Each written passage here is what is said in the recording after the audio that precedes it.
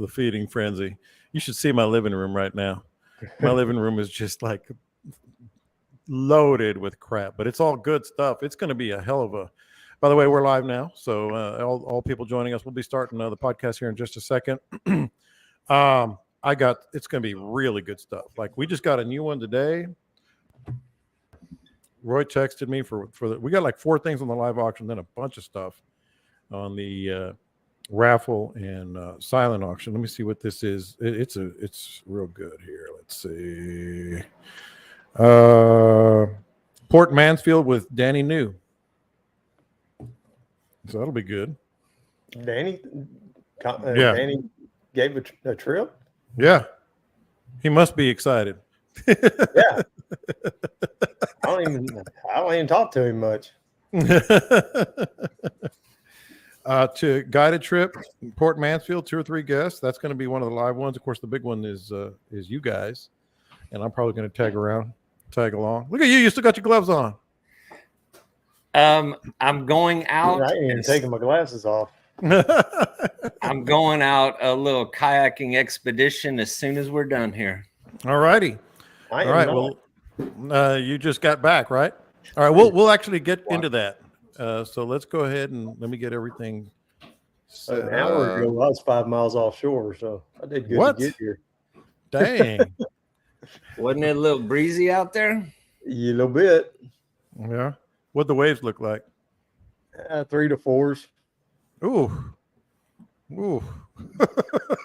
And you want to talk about a challenge on the kayak? Yeah. Well, I got that too. I wasn't paddling. Yeah, that's true. You're just tossing your cookies out there. But like that last topic, sometimes you just have to be uncomfortable. So maybe you had a good day. Let's just start, and we can talk about that. Hold on a second. Here we go.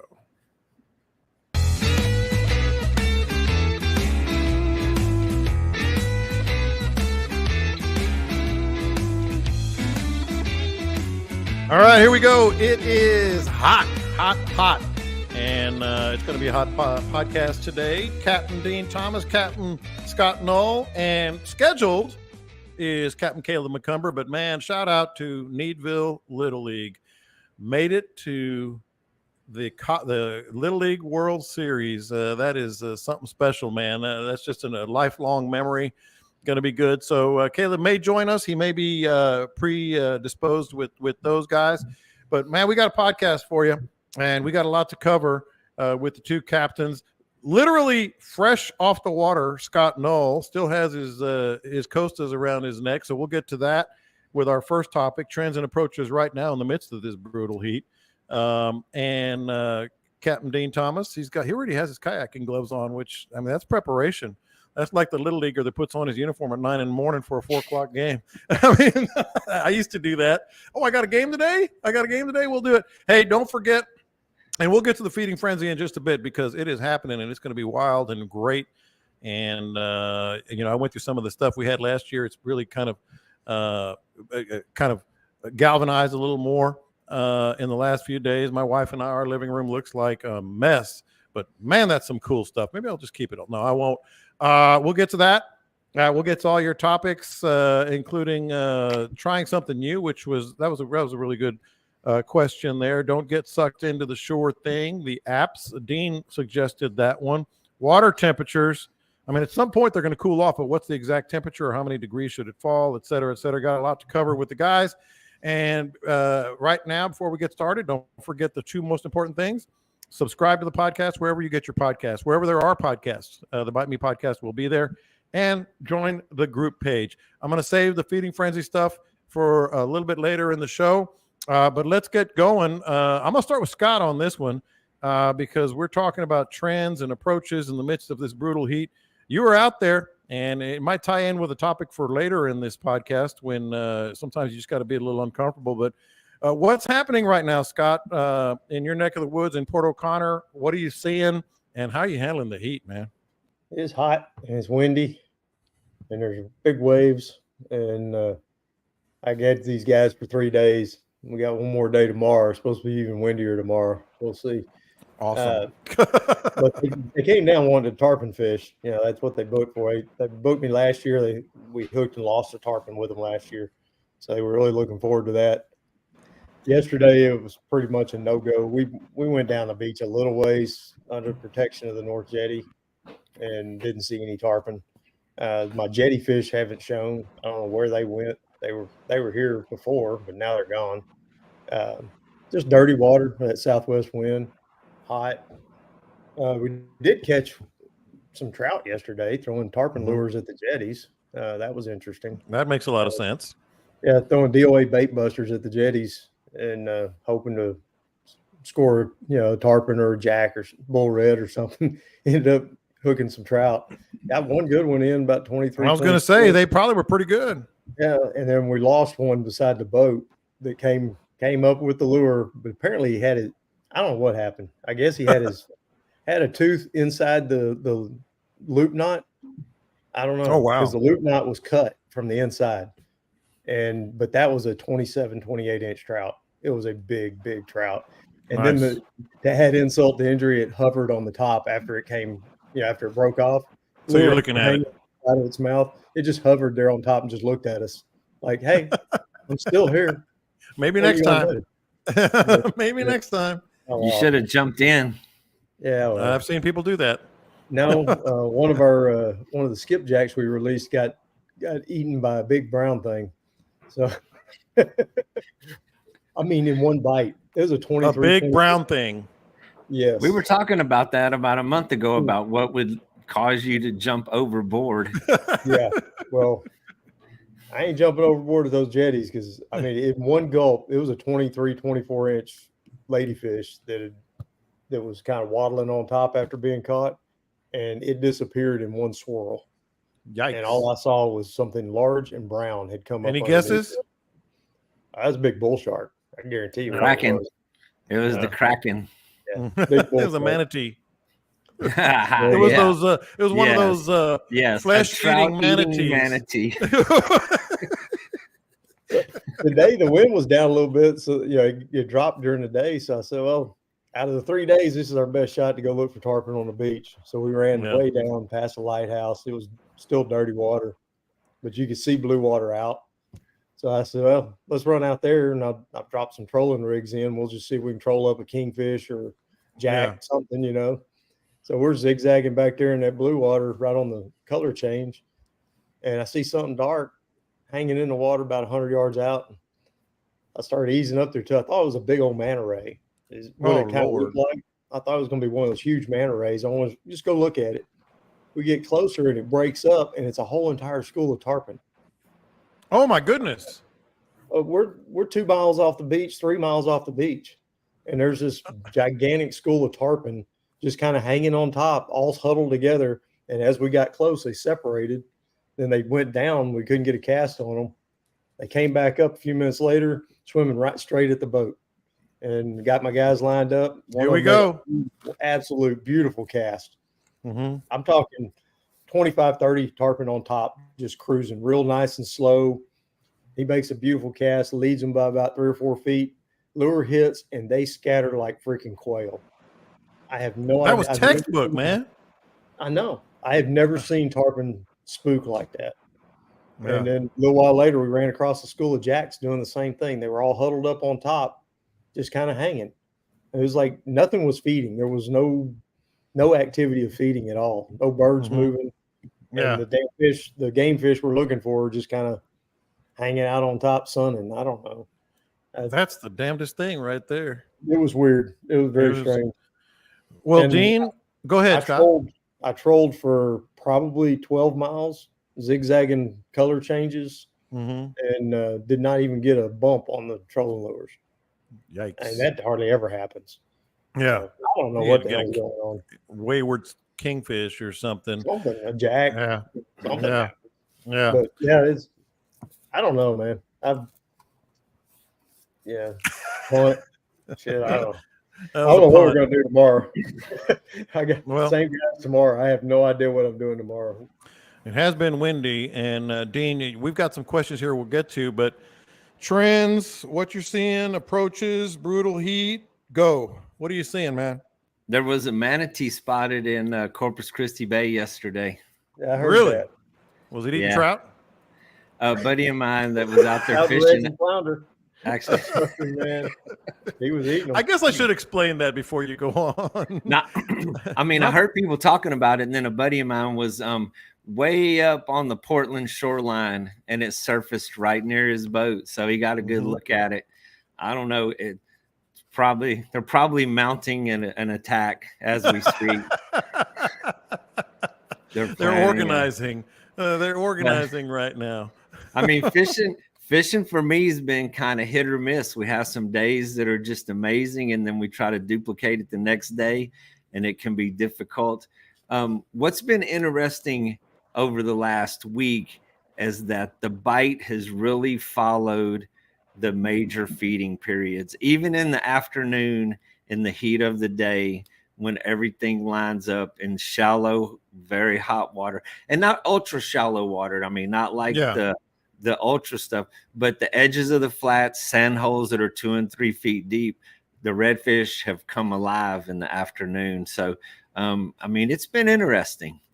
Just when you think you got it figured out, and you can just, explain that you go early in the morning in the summer and you kind of go by the rules, the fish don't always apply to that. So it's been interesting the last week. I mean, I'm kind of interested to see how August goes with we're coming up on a new moon in about a week, and see how it all plays out. But it's been hit or miss. I mean, one day it's just crazy, and then the next day you can't catch your ass with 2 hands. I'm going to use that. Let's before we get to the next topic, let's answer some of these questions on the live feed here on YouTube. On the YouTube channel, you can find the link on. I usually post it about a half hour before every time we record on Tuesdays. Let's go through some of these because we had some kayak questions. It's not on the rundown, but good stuff here. Perry talking about taking a pedal kayak into lighthouse lakes. I know you got some thoughts on that, Dean, because sometimes the pedal kayak won't help you, but what about just the premise in general? Well, lighthouse lakes and B&R flats that are just across the street from there, all that area behind Harbor Island are an amazing place to paddle. It's ultra shallow.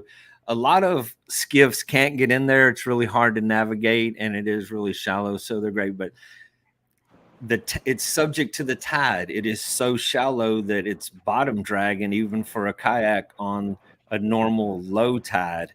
So timing is everything over there. The fall is amazing around Lighthouse Lakes. A lot of those big schools of reds that are hanging around the pass move on to those flats. I mean, we get mega schools of reds in there. But like I've said the last couple of weeks, which has never happened yet this summer, is if you get a tropical storm, if you get a huge push of tide that comes in, those places just go crazy with schools of redfish, speckled trout as well. I mean, it's both sides of the road right down behind Harbor Island are amazing. But the biggest trick is the tide, timing it with the high tide, knowing where to go.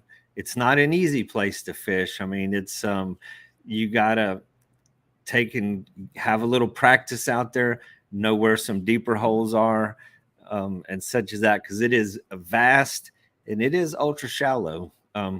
But I mean, I have spent the last 20 years fishing that place. It is amazing. Some of the most beautiful sights of tailing reds and schools of herds of redfish passing through there. I mean, it's a pretty special place. In fact, let's hop around on there and let's get to water temps, because I think it'll tie in with what you and Scott both were talking about right there. City Life just said, "Hey everyone, John, what's up with those shorts in your YouTube earlier?" They were shorts, man. I got some good-looking legs. I like to show them off every once in a while. By the way, that was awesome, Scott. I was challenged on my day job at Sports Radio 610. Somehow it came up. Well, you know, my partner Landry, he's a nut, and he's always a contrarian and everything. Somehow he came up. Have you fished lately? I said, well, I'm doing something else right now with the feeding frenzy. And he said, "Yeah, I heard you're not casting as well anymore. That you're really struggling on the water, just making stuff up."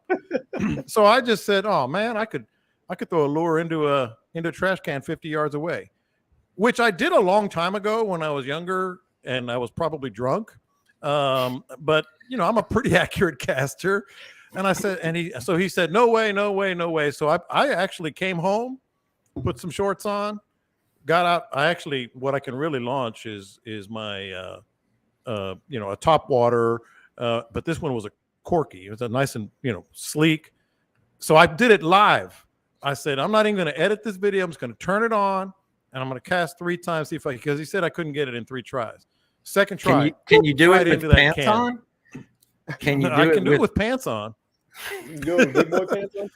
It's interesting. All I can do it in is shorts. I can't figure it out. Only in shorts. So that was pretty cool to shut him up a little bit on that. And then shut him up. You can't shut him up. There is no shutting up Landry. There is no shutting him up. But I got to admit, I stepped off 52 yards is what it ended up being, and I went, "Well, dang!" I was like, "I don't know about this anymore," but I did it. That's a long ways, man. So that's funny. So whenever I read that original statement, I was thinking short video as well, not short pants. No, actual and if you read the last comment that popped up right there, I meant short video of you casting. So unfortunately, we don't always understand what. That's above our head. But that was a flex moment for me, so I was quite proud. So I still got that. I'm as good once as I ever was. Put it that way. You just wanted to talk about your legs. Yeah. Well, who doesn't? Who doesn't want to talk about my legs? Scott's raising his hand. I don't. And then the other thing is, I was cursing up a storm at Scott Knoll over the weekend. Just cursing you up one side and down. I'll tell you what you did. So I went over to the boatyard and I was picking up some stuff for the feeding frenzy. A bunch of really cool. We're going to give everybody something. Everybody who walks through the door is going to get a fish towel and or a koozie and or a shirt. It's going to be really cool. Just want everybody to walk away. So it's a listener appreciation thing, all that. So Jake and JT over there were giving me a bunch of stuff. And right there outside the door is a brand spanking new General. I mean, brand new General. Had the powder coat, had the cup holders. And I was like, "God dog it, Scott, you're going to make me want to get this one too." Why cuss me about it? I mean, because it's your fault. Because you got one and you love it. I got my word. I don't know why you're agonizing over it. You should just do it. Well, here's the second part of this story.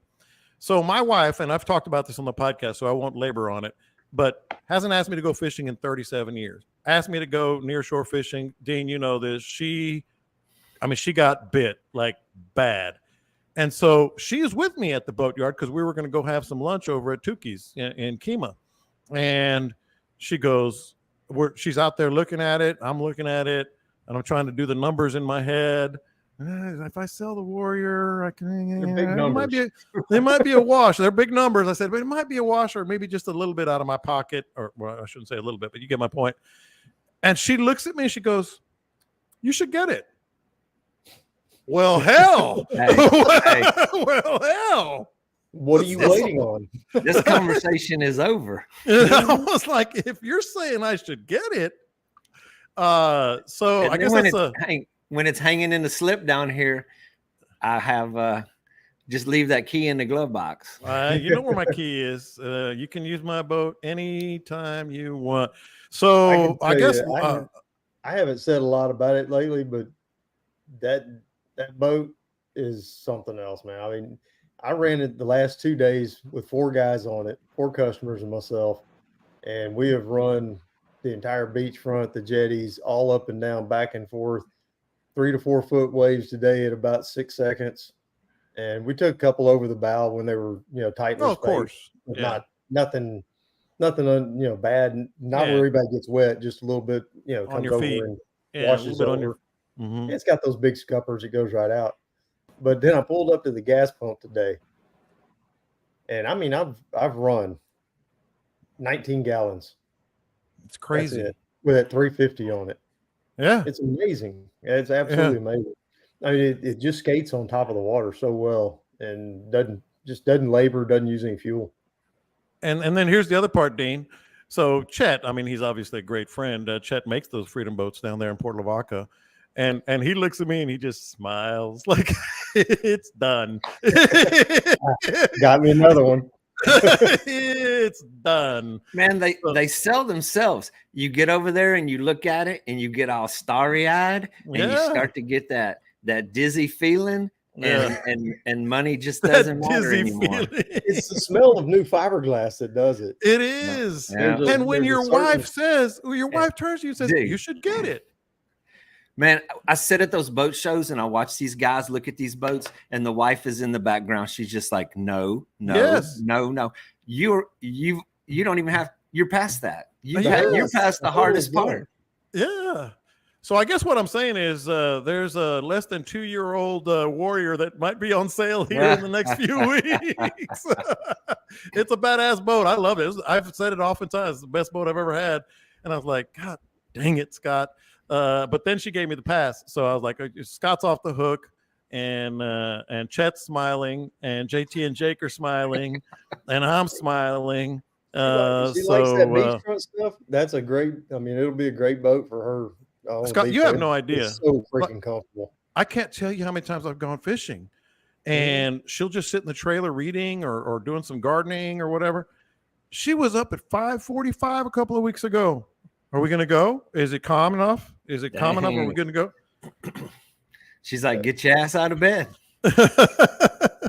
Get up. She will really like the General. So much room on it. And I mean, it's just it sits on the water so well in that. That side to side rolling.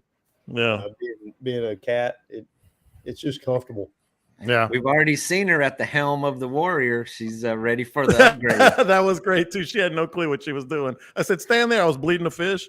I could stand there. She goes, what? What am I doing? What do I do? Oh. She looked good up there, man. She did good up there. So anyway, anybody want a Warrior? Hit me up. It didn't have a lot of hours, less than 2 years old. I'm going to turn that thing around.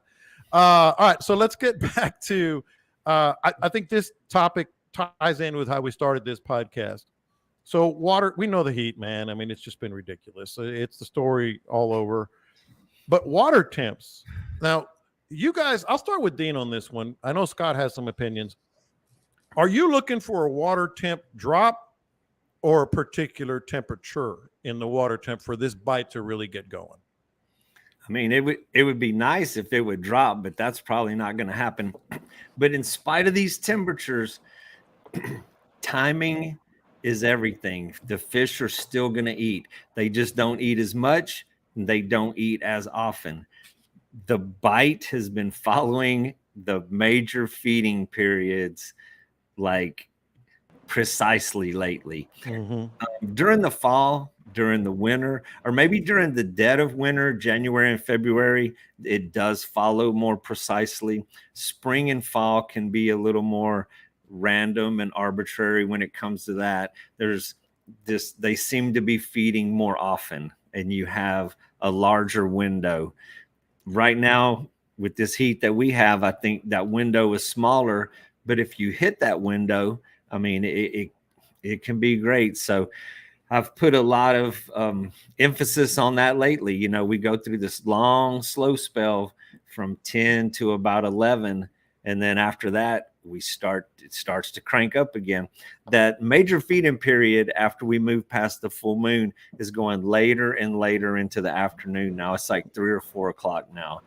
So if you can stand the heat above the water, which the human challenge is probably the biggest, but if you can be there when it happens, I mean, that there's been a lot of fish caught in the afternoon. So crazy game we play out there, and we're always trying to figure it out day to day, week to week. You just you go out there and work with what you got and put the most advantages in your favor, and try to be there when it's going to happen. Scott, and by the way, Camille, your better half just said she's bringing a lot of Bite Me swag this weekend. to the feeding frenzy. So, guys, I'll get to it right after this, but I have a question for you, Scott, to follow up on what Dean just said. I'll get to all the details again here in a second. But what about like the big turn on? Like there's going to come a point, Scott, where the water temperature either drops or gets to a certain temp where things are just going to open up. I mean, do you have a theory on that, a philosophy or anything along those lines? Like Dean talks about it, if we can get something tropical, I don't want a hurricane. I don't have time to deal with that. But a little tropical depression, a little tropical storm, maybe a little Cat 1 hurricane. My biggest problem right now is I think anything that gets in the Gulf is not going to be little. No. I was cruising around out there today in 30, 35 feet of water, and the surface temperature was 86, 87, 88 degrees. Man. That's hot. But not 90, right, Dean? Yeah, it's hovering at 89. And this is the time of year when the big ones happen. I mean, there's not small hurricanes at the end of August. So, yeah. What would help us here? It sucks for other people, but it would help us here if one of them hurricanes just kind of skirted across the Gulf and went into Mexico or something like that. It could go in down there to King Ranch, where it knocks over some cows and that's about it. But as long as it just hey, what the hell is happening? I was standing a second ago. Cow tipping. That's going to be the name of the hurricane. It's not going to be a person's name. It's going to be the cow tipper.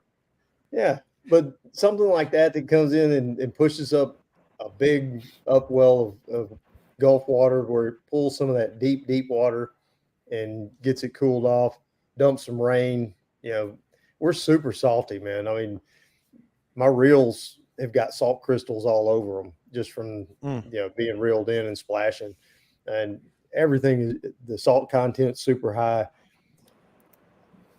We've consistently had those storms over the last couple of summers. This year, they have been non-existent. Our tides are extremely low here now too, so it's letting the normal summer tide take place without any variety mixed in. So it has been low on the flats. Yeah, I'm worried. I always tell people, and I tell myself not to borrow worry. Don't worry about something until it happens, and you'll live a better life. But you hit it, Scott. You're seeing reports all over the hottest temperatures in the Gulf, sometimes in recorded history, depending on what area you're talking about.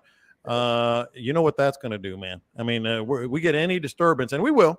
I mean, it's going to be late August, early September. I believe the worst one in 2017 was in September. So I think it's going to be pretty dang bad.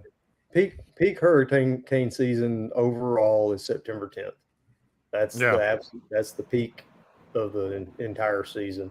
I mean, we still got a long ways to go.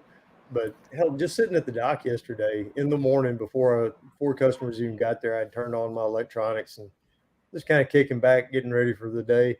And I glanced down and it's 91.4 degrees on the water temperature before daylight.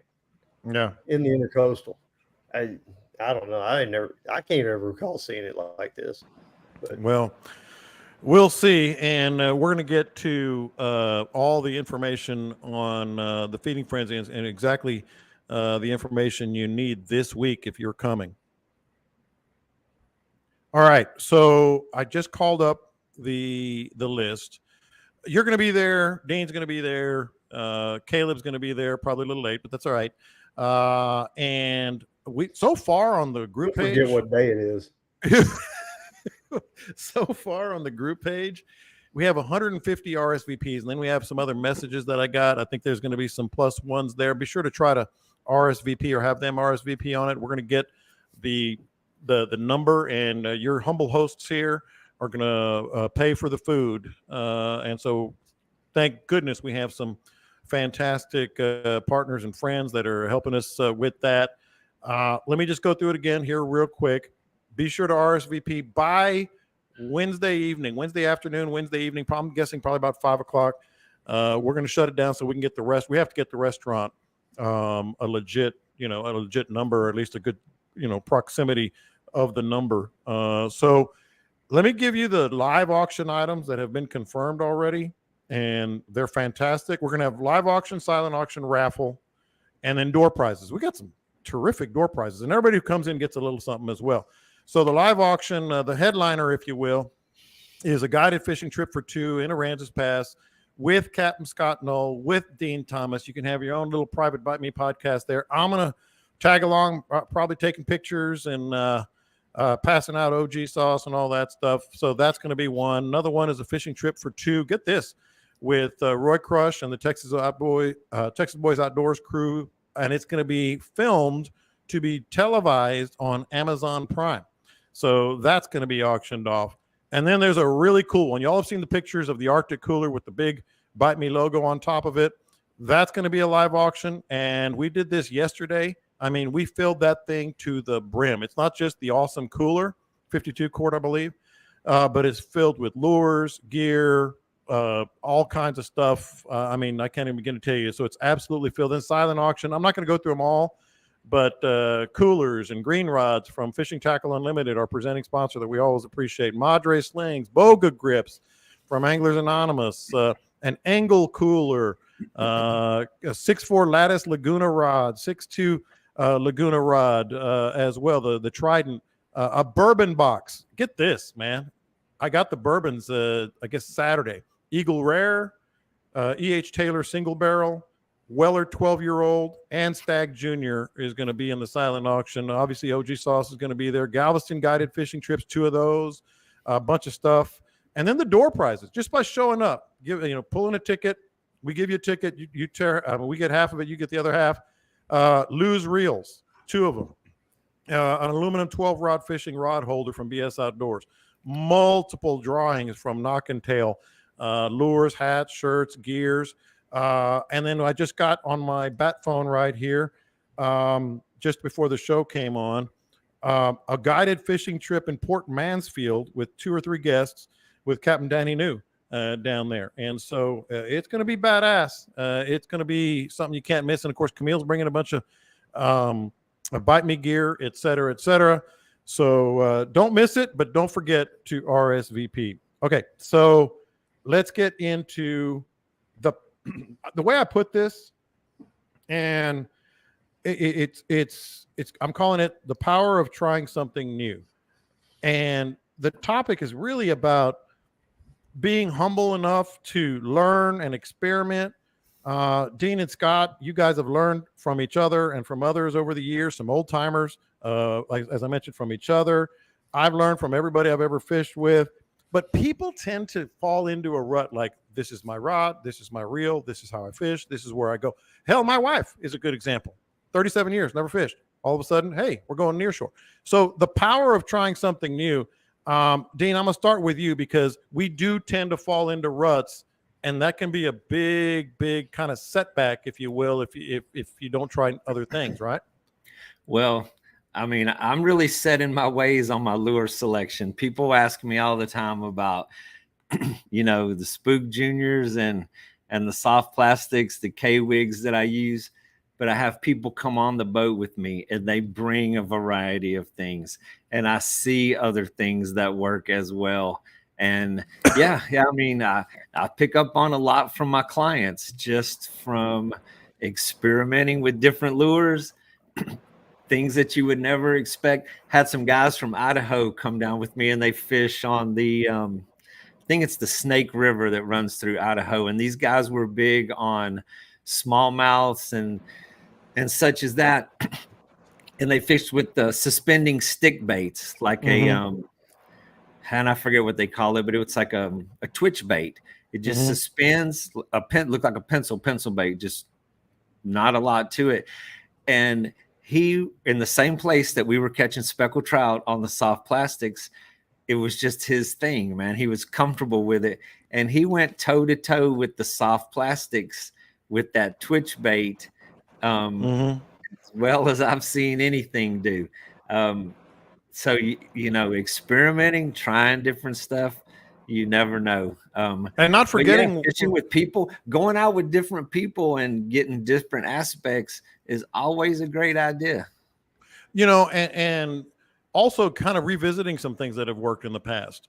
Scott, I want you to talk about like maybe trying new tactics, new areas, that in your own area that you maybe haven't tried. But my son was with me about 3 or 4 weeks ago, and he's a lily freak. He loves that old lily. I haven't thrown one in 10 years. And he caught 2 big old redfish on a lily right there on those flats. And so last week, guess what I did?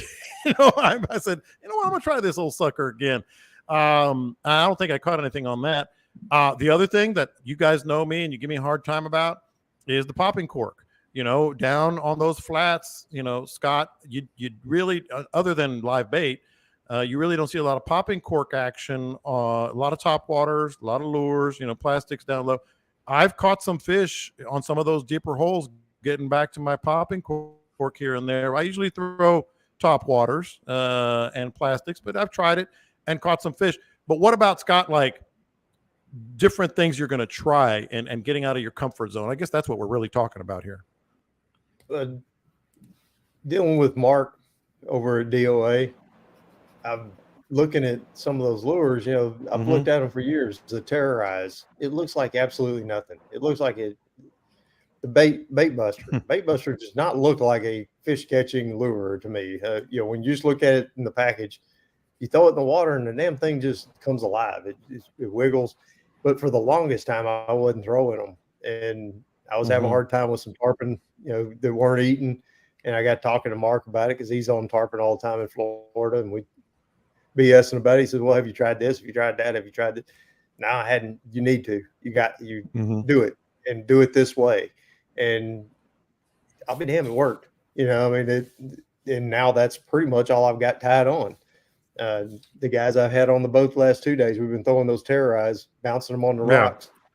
And I would have never done that in the past. And we're catching trout. We're catching, ladyfish, trout. Hell, we hooked something big today. It was either a snook or a tarpon on one of those, that little bitty Terrorize. And chewed through the line before we get it landed. But those are the kind of things that I end up picking up from other people. It's lures that I've looked past for years and then had somebody come along and say, "Man, you really need to try this." When I'm slumping, you need a slump buster. And okay, I'll give it a try. Nothing else is working for me right now. And that's usually when I pick up something new and fall in love with it. Another one that's killer on the flats that I've seen do very well that I don't use that often is a wake bait. Just like a super shallow runner that is the simplest lure to fish with. You just throw it out there and reel it in, and it just puts all the action in the water. And man, I've seen that thing just destroy on days. But it's not one that's in my main arsenal. I have some in there. I rarely take them out with me, but it is a killer, man. It runs right above the grass, tons of action in the water, and there's no wrong way to do it. You just throw it out and reel it in. That reminds me. Yeah. I don't throw gold spoon very often. I know I should, but I don't. But Dean, you reminded me, and I'm not ashamed to say this because we're always learning. That's the whole point of this topic. I've only been throwing crankbaits on the jetties for about 5 or 6 years. Those are killer. The rattle traps went through. The rattle traps had an era where they just went. They had a popular moment there. The only problem with the crankbaits and those things with a lip in my area is we have a lot of grass, a lot of floating grass, and they do catch grass. So in the summertime, that can be a bit. I'm talking on the jetties. I use them almost exclusively. On the jetties and the surf, man. The rattle traps, like a chrome rattle trap in the surf, you can throw it a mile, and there's no wrong way to retrieve it, man. You just throw it out there, and it has this natural swimming action, puts a lot of flash and noise in the water, and it's got all the ingredients you look for. And Scott, when you're looking for some of those mangrove snapper, aren't you basically jigging at the jetties? Yeah. And that's another thing. Yeah, bouncing off the bottom. Bounce a little small jig of some kind off the bottom if we're not throwing live shrimp at them. Mm-hmm. But that's another thing. Yeah, I go back to that terrorize. It's super heavy, really small, and it goes down quick. It cuts through the current, and it just works. And I cannot tell you for the life of me why. We all look for soft plastics that got a lot of action. Paddle tails, rat tails, all that. You're kind of conditioned. Yeah, this thing does not look like it's got any action, but I can't explain it, but it works. And John said it right there, man. You're conditioned. You get in familiar habits, and you catch a fish. You want to duplicate that, so you kind of stick with it. But experimenting with different stuff will quite often pay off with a fish as well. Well, speaking of experimenting with different stuff, this is one that Dean sent us, and we're talking about some of these apps, what you can believe, what you can't believe. There's a lot of tracking out there on the internet, and that's where I wanted to start, Dean. I want to start with you on this, but one thing that I have found, we're always searching for fishing gear, fishing line, whatever. And all of a sudden, you start getting tracked by these big companies that have these can't miss. You'll find, you know what I'm talking about. You'll find a redfish in 15 seconds and all this other stuff. I'm sure you guys have been tracked like that too. And I'm like, all right, so it's a good topic. I'm glad you sent it, Dean. The apps that you can believe, you can't believe. What are we looking at here, man? What should we do? Man, we have a lot of conversation on the boat when we're fishing. Guys are always asking me, did you see this? Did you see that?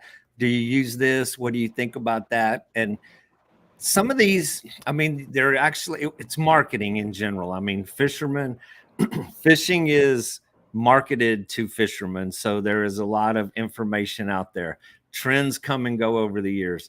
Right now, the fishing apps are everywhere. For $49.95, you can per month, you can do that. And so, guy came on the boat with me the other day, and he was actually showing me what he paid for, where these highlighted areas were, and it was so. Well, we can say it. No offense, it's salt strong. I could take a map. Yeah. I could take any map and draw circles around islands and say, "This is good. Fish here," and it's plausible. But it's very general, and it's some of these you have to consider the source is what I came up with. A lot of these are created by someone in North Carolina or someone anywhere else that is taking a map of Texas, and they're basically selling their lures. They're selling their product via this app and telling you that these are the spots to fish. These stories have been told since the beginning of time, before there was an internet. These stories were written in magazines: how to catch a speckled trout, where to catch a redfish, what lures to use at these times. So it's just the current trend of where to get your fishing information. The apps that I have come across are so general and vague that, of course, it's plausible, but you have to consider the source. Who is giving you this information? Do they actually fish out there? Have they actually caught a fish here?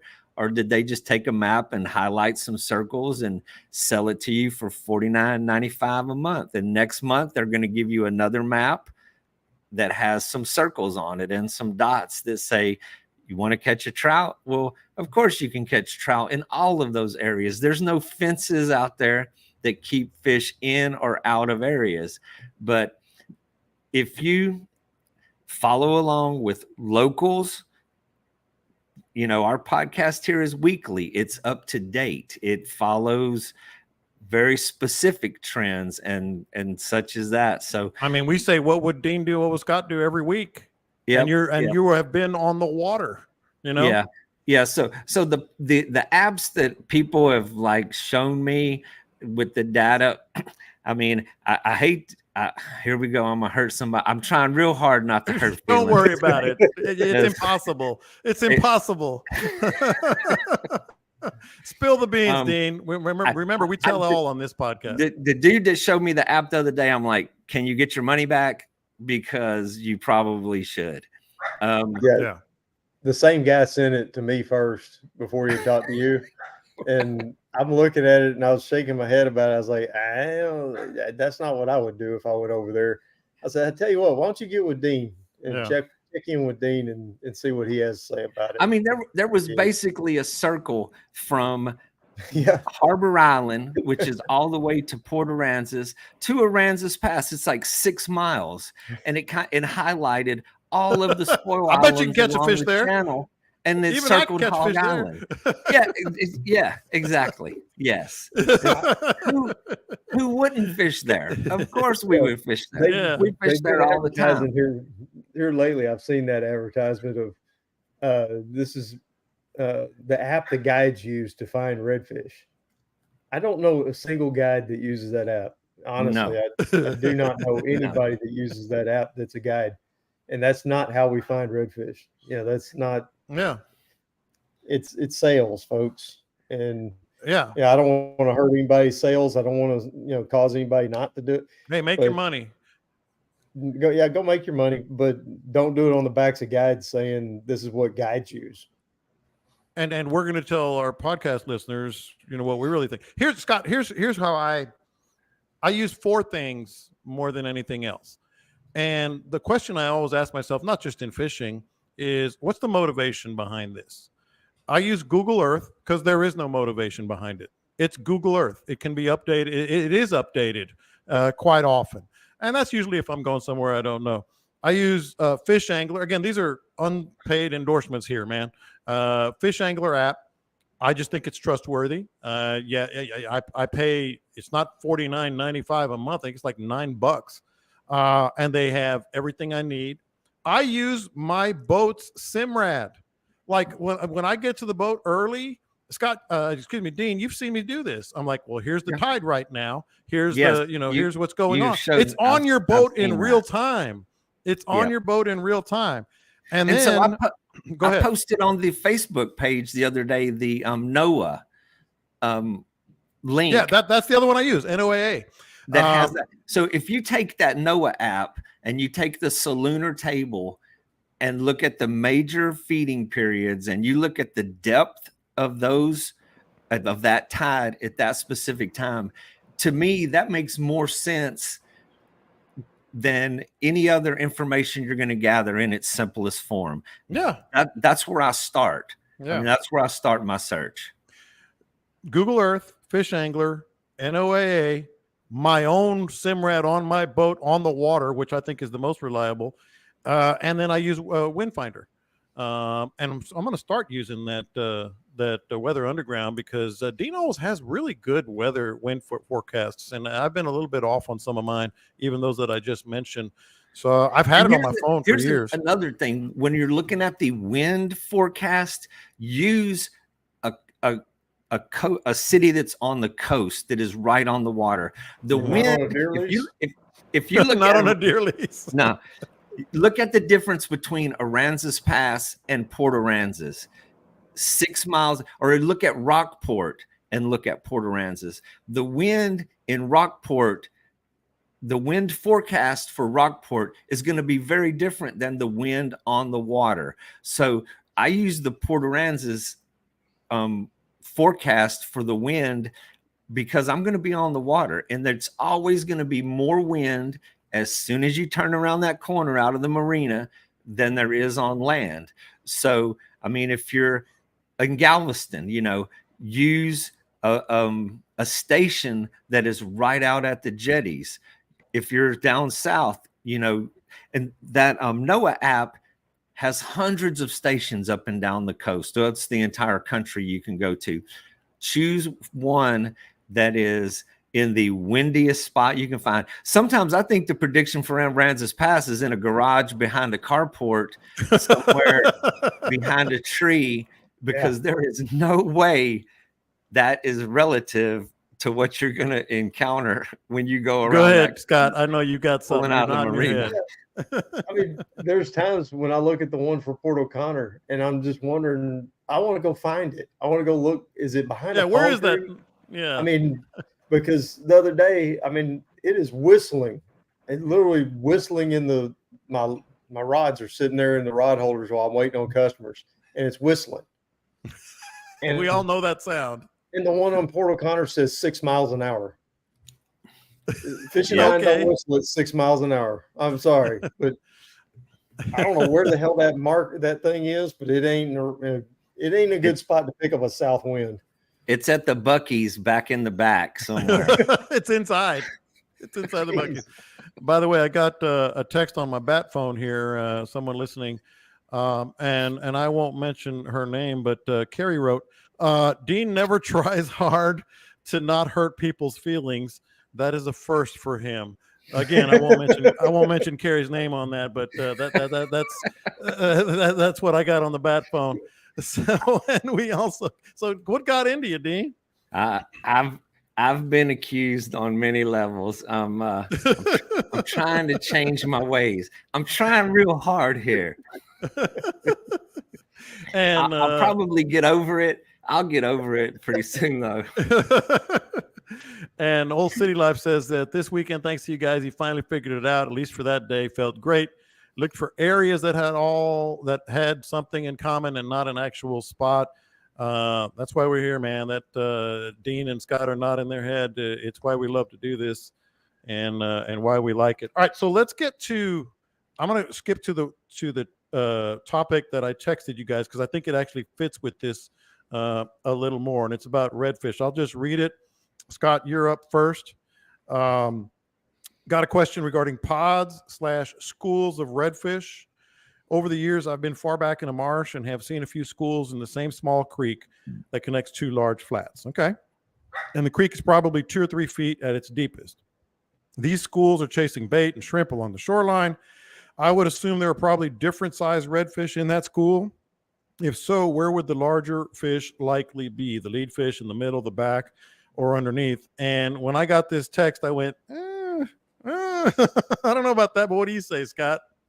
They're almost always about the same size within an inch. That's what I was saying. I mean, when I was tournament fishing, if I caught, I saw a school and I threw in there and I caught a 21, 22-inch fish. I threw in there, I caught another 22-inch fish. I moved on. Because every fish in that school is going to be about the same size.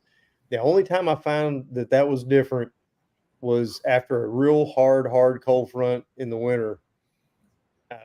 Those fallout tides that we talk about when the marsh drains, and then you've got some deep holes. Every fish in the marsh falls off into the same deep hole. When they come out of those, they can be a mixed school. Okay. That's the only time that you'll ever find a really mixed up school where you might catch a 28 and a 21 back to back. Other than that, the summertime schools, the early fall schools, before we've had any good cold fronts to drop the tides out, they're all going to be the exact same size. They grew up together. They hang out together. Classes in session. They didn't skip school and fall back in a grade. They're just not going to hang out with a bigger or smaller fish for whatever reason. And kind of the same thing with trout. For the most part, you will occasionally find bigger trout underneath schoolie trout. If you drop a heavier jig through them. But it doesn't happen with redfish very often. I'm not going to say it never happens because there is no never in fishing, but the majority of the time when I was seriously looking for big fish for tournaments, if I found 21, 22s in the first couple of casts, I moved on, go find something else. Yeah. Now, Dean, here's as much as I agreed with Scott, because I was like, as soon as I heard that, read that text, let's talk about maybe an exception here and tell me if I'm wrong. When you are drifting a flat, that you do come across small, different, kind of wayward type redfish that you see them skirt by the boat. It's not necessarily a quote school. Now in schools, what Scott said is 100% right. But when you're drifting along flat, if you catch a 20, and this happened to me, and the last time I was out, you catch a 20-inch redfish, 5 minutes later, you can catch 28 because you're actually moving. Well, that's a very different scenario than the question, than the school. But yes, when they're schooled up, of course, they're all going to be, totally agree with Scott. They're all going to be in the same size. But drifting the flats, when you're covering a mile, even 2 miles someday. They are really widely scattered and dispersed over that flat. And when they're singled out, you can catch a little 16-inch red, and then on the next cast, you catch a 27 or a 28. Yeah. So they do. There's a lot of variety to that. And when you have a pile of them, when they're in a school, they're always going to be the same size. Drifting the flats, hitting different sand holes. It's just a different scenario, different type of game there, where yes, any cast has potential for a big fish or a little baby fish. A little baby fish. I mean, we see that. We watch that play out every day on these flats. You can catch speckled trout that you love their ambition. They're barely bigger than the lure, but they will destroy that thing. Yeah. And then you'll have a giant red or a beautiful trout that will barely blow up on it, that will just kind of smack it. So it's there's more variety in that scenario. All right, go ahead, Scott. When he said the little bitty baby fish, Dean was behind me in Florida, and I had this snook. This little bitty baby snook was just, I mean, busting the hell out of this topwater, knocking it out. I couldn't tell how big he was though, and he's just knocking it out of the water, all the way down this creek. I didn't even know Dean was behind me. I was locked in on this fish. I bet he hit it 15 times coming down through there and could not get it in his mouth. Finally, he gets it in there, makes a little jump, comes to me, and the little thing, 9 inches tops. I mean, my topwater was damn near as big as him. And then from behind me, I hear, it's their attitude that gets them in trouble. Well, that fish and all of us too, no question. I thought he was going to tell that story about that day when we were catching snook, and then I hooked into something, and I was like, "Oh my God, oh Lord, it's the big one, oh Lord!" And I was just going on, and yeah, it was like, I don't remember what it was, but it was a gaff top. I remember exactly what it was. Was it a gaff top? I knew it was something very uneventful. And then I just kind of turned my back and unhooked it before. You got it on the side. You got it on the side. Just kind of, yeah. The whole time he's catching this fish, he's like, "Hey man, get over here! Come take my picture! Come take my picture! Come take my picture!" So I put my stuff down, paddle over there to him so I could take his picture, and then he won't even turn around and look at me. What do you got? No. He's like shaking his head. Picture of my back. Speaking of story time, we're going to get to that, but I got to tell a quick story. It's not even a story, but my most embarrassing moments fishing with other people are always the same thing. Like, let's say we're catching some small trout, okay? And you catch a little 14-inch trout, little 15-inch trout, whatever. And then finally you hook one that's, as Dean said, has a better attitude. And I always do this. I'm such an idiot. I always just say, that's a better one because it hit harder. And then I reel it in, another 14-inch trout. I'm like, that's the one. Like, my most embarrassing moments fishing with buddies is when you think, all right, that's a better one. No, it's not. No, it's not. Not an uncommon scenario. No, trust me, I know. I've done it with both of you guys. That's a better one. Famous last words. So let's get to story time. We'll skip the snook question. Hey man, just for the record, gaff top is a tough ass fish, man. Oh hell yeah! Just for the record, you should have taken a picture. Just for my dignity here, it was a very impressive gaff top. It was a star tournament. It was a star tournament quality gaff top.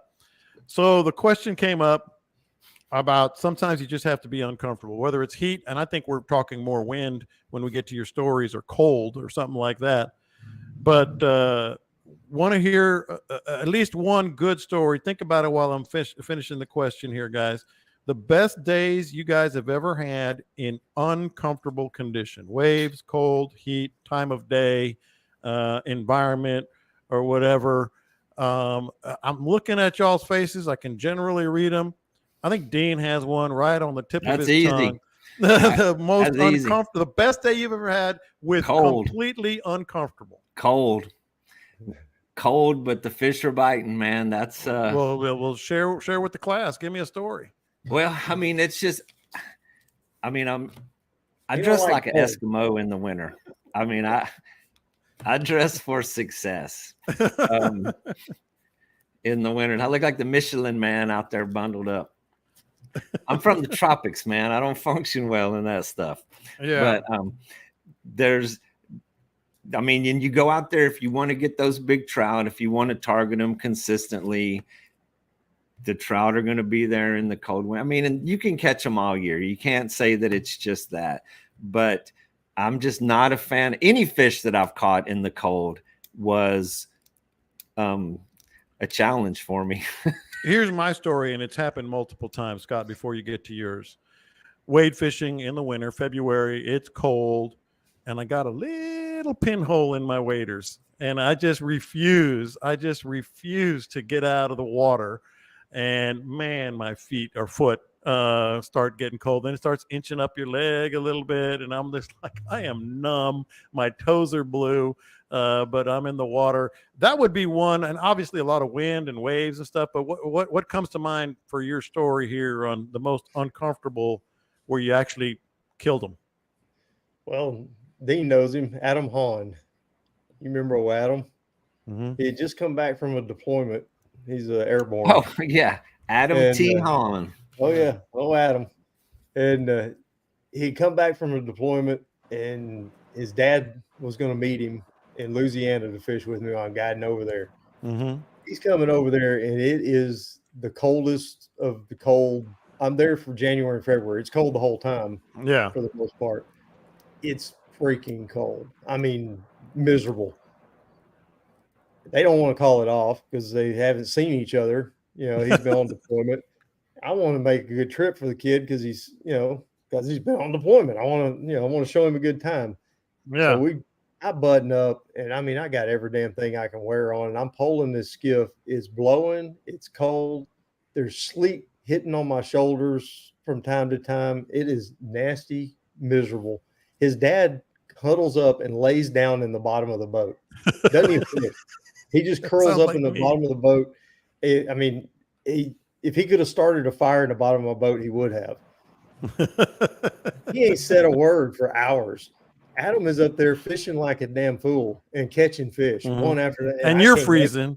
I'm frozen. I'm a popsicle up on the poling platform. I can't even feel the push pole, but I can't stop.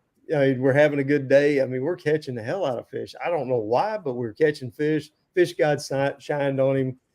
And we're having a good time. And finally, the sleet is picking up. It's getting cold. Lord. And it's bouncing, it's like bouncing off my shoulders. It's sleeting enough. And finally, Adam turns around and says, well, I think I've had enough, guys. And this is the first thing his dad has said in like hours. I thought he was passed out, maybe dead. I don't know. And his dad from the floor of the boat goes, thank God. There was no way he was going to say, let's quit. I wasn't going to say, let's quit. We were just not going to. I mean, think about it. No way. Hey, I was with Scott until he said, let's go. I was with you in Grand Isle on one fishing trip where it was so cold and we were out there and those giant bulls were just boiling. Boom. I could give a damn what those fish were doing that day. And we just kept fishing and fishing. And finally I hooked one and I landed it. And that's what I said. I was like, can we go home now? It's like, can we please? And there ain't much to do in Grand Isle. And, so you might as well be fishing. Me and Scott sitting in the cabin, it gets unentertaining real quick. And we spent 2 days sitting in that damn cabin. I was like, please don't make me go fishing again. Anything but fishing. Please. Anything but fishing. Oh, man. Before we get to what would Scott do, what would Dean do? Question from Ray right there. Speaking on the Star, how many tag redfish have been caught? Good question. By the way, Bill Kinney, the executive director of the Star Tournament, is going to be out at Watson's House of Ales on Saturday. By the way, somebody also asked, what are the raffle tickets for? I think we're going to go with $5 a ticket or $5 for 20. I think that's where we landed. But here's the Star Tournament. This is as of August 6th. There have been there's 10 red tags available. All but 2 have been caught. So there's still 2 out there. Blue tag, there's 10 blue tag available. Only 3 have been caught. So there's still 7 out there. And I'm not going to go through the rest of the leaderboard. It looks like, although I will say this, I was talking about this, I think with Scott, there ain't nobody, I shouldn't say that, but I don't think there's anybody gonna beat that black drum. Because what's the slot? Up to 28, just like redfish, right, Scott? 30. So. 30. No, Okay. 30. 17 pounds, 13 ounces. I don't even know how 30-inch fish gets to that weight. 17 pounds, 13 ounces. A red drum, less than 30 inches. That is wild. I think that's one. I think it's safe to say that one's going to hold up. Of course, I probably just jinxed them. Yeah. You can blame me. There's like a 17, 14 is going to come in on the last day. All right. What would Scott do? What would Dean do? I know what you're doing this Saturday. Y'all are going to be there with me. But if you're heading out tomorrow, Thursday, Friday, and for those who can't make it, what are you looking at this weekend, Dean? Tomorrow, I'm kayak fishing. I got one more day before I head up to the big city. So tomorrow, speaking of lighthouse lakes, and I don't know, I might head over to BNR tomorrow because we do have that south wind. The tide is super low in the afternoon and the evening, but it's coming in strong in the mornings, and it's probably going to stay on that pattern. We're coming up on the new moon again. Probably going to miss some great fishing this weekend, but the feeding frenzy is going to be it's going to be amazing. Really looking forward to that. Actually looking forward to taking a little break from fishing. I've been going nonstop for 30 plus days. It's been nonstop, but kayaking tomorrow. I mean, it's that time of year where, you expect a challenge, but we're going to give it a shot, see how it goes. The wind is going to be a little breezy for that tomorrow too. You better bring a drift bag for your on your kayak. Well, I prefer the anchor on the kayak because even with a drift sock, I mean, I like to park it. I like to sit in one spot, put the anchor out, work it very thoroughly, pick up the anchor, move a short distance, and park again. Because if you drift downwind, all you did was earn yourself a paddle back to where it all started. So the thing about kayaking, it's very methodical. I mean, in the skiff, we pass over miles and miles of grass and sandbed. And in the kayak, every little detail matters. I mean, every single spot, you try not to miss any opportunity. So it's a slower, methodical approach to the kayak. Scott, I know you're going to be out there, kind of rolling around tomorrow, but near shore and inshore the next 3-4 days. I don't know. I'm so damn tired of this wind and stuff. That's the only insight. That's insight you can only get here. Yeah. I mean, tomorrow morning at daylight, it's 19 gusting to 28. I mean, Good what do you Lord. do with that? I mean, it's just going to blow. And it lightens up some through the weekend. I mean, it's southeast, 18 to 23, 15 to 25. I would go find a shoreline with some protection where I can throw with the wind at my back so I can make some good long casts, get on a drop off with this heat and all the hot water, and try to fish a thermocline off of a drop off somewhere. By wading, you can stand in one spot. You're not drifting. That's about the best I can come up with. The tides have just been stupid low. I mean, there's places that are dry right now that I don't ever see except in January and February after a cold front. It's extremely low. I told Camille when I came in today, I said, I went out this morning on a high tide and it looked like low tide. It was the peak of the high tide and it still looked like a bad low tide. And then the tide fell out. So don't go it's out 0.0 right now. Yeah. Don't expect to go out there and find your favorite flat covered up with water and lively with a bunch of fish. It could happen, but I would venture more out into drop-offs, maybe fishing some deeper reefs out in open water like Matagorda, fishing the middle of Matagorda Bay, hitting those reefs. The jetties actually have paid off pretty well for me the last couple of days. We've caught, like I was talking about earlier, some trout, some reds. That might not be a bad way to go. Saw some live bait guys at the jetties today, and they looked like they were doing okay. I couldn't tell what exactly they were catching, but I hate to disrespect the weekenders. The weekday challenged, but the Monday, if you're looking at the long term, man, Monday and Tuesday are back to kingfish action at the jetties. Oh Lord, don't make me take a day off. Monday, Tuesday, Wednesday. It's hard to trust the forecast that far out, but yeah. This wind is not going to blow through all of August. This is just one of those little blips on in the program.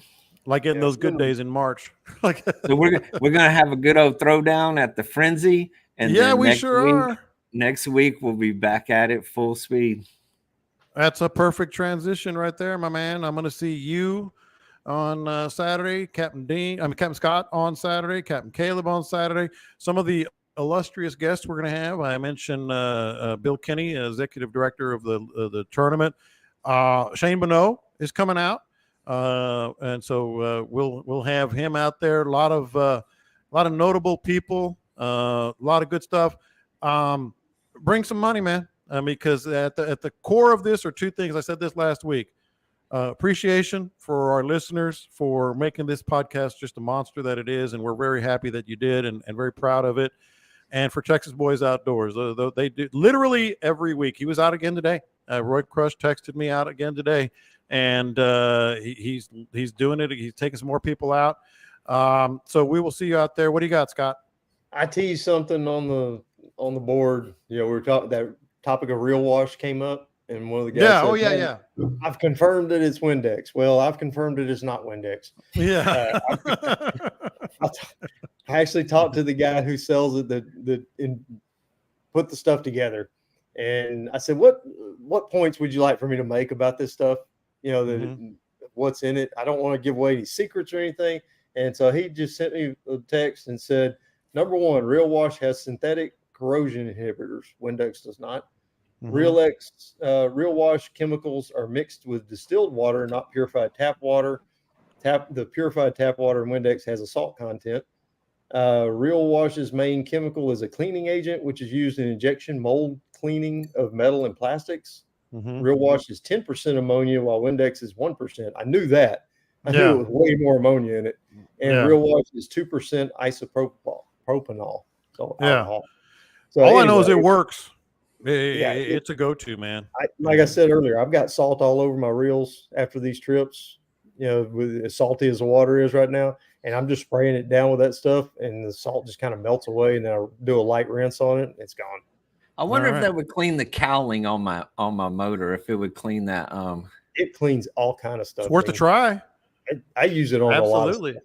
Yeah, absolutely. I got about an inch of salt on my cowling of my engine right now that I can't chip that stuff off of there. Maybe it loosen it up at least. When you get the sticky stuff on something after you peel the sticker off, use that reel wash on there, man. Oh man, that's a great idea. I've used it a bunch for that. Yeah, that's a great idea. I could have used that this week. I was making some leaders and stuff for those Rapalas, those Magnums, Dean. And those big Costco pretzel jugs, they're plastic. Yep.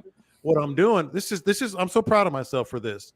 So I can just grab the thing. What I'm doing is I'm making the leader, hooking the leader onto the lure, putting it back. I make a little slit in the box so the leader can go through it. And then I put it back in the box, and I just drop those things into that big jug. So that way I don't have to buy anything. I can just grab the next one and go. So see there? There you go. Mexican ingenuity right there. There you go. Hey. My people are very ingenious on things like that. I'll show you. I'm going to take a picture. I'll show you. It was because I'm like, I don't want to be, I'm not good enough to be tying all these leaders on the boat and you're rocking.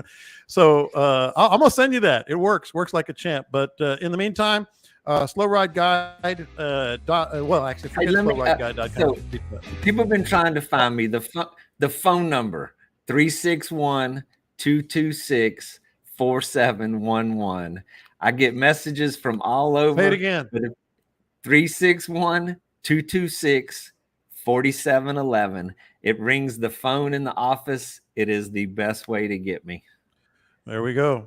I'm not always 100% on all of those messages. Now I'm going to press that button.